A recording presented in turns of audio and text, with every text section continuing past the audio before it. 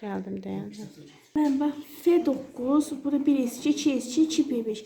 Burada yazdım mən bunu.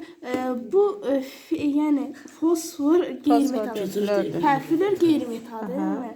Ona görə bu alır, özünü alır. Ona görə -1 olur, bu da 10 olur. Sonra magnezyum 12 olur, bu müsbət 2, 3 olur. Çünki 3S2-dir.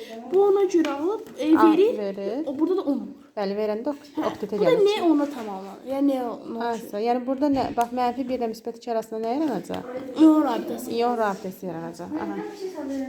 Sağ. Sonra dəfə gəlirəm indi yəni. Magnezyum 12-dir, 1S2 onu açırıq, 1S2, 2S2, 2P6, 3S2. Xarici təbəqəsində elektron sayı 2-dir. Burada isə florda isə xarici təbəqəsində elektron sayı 7-dir. Bu oktet qaydasına tamamlanması üçün, yəni S2P6 olması üçün birini almalıdır. Alanda isə mənfi olur. Olur F-1, yəni o aryon. Devam bir danışma.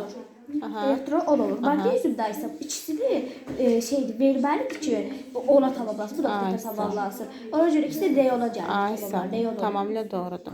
Magnezyum 12-dir. Bunu açırıq.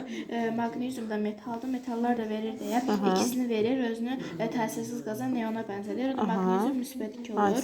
Və sonra fluor 9-da açanda 2P5 ilə qurtarır.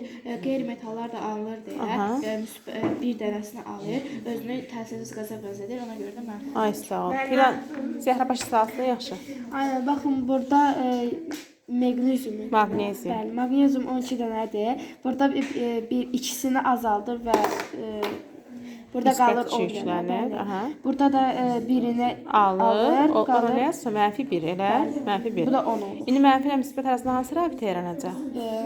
İyon rabitəsi. Yaxşı. Mövzumuz iyon rabitəsi. Zeynəb başa düşdün?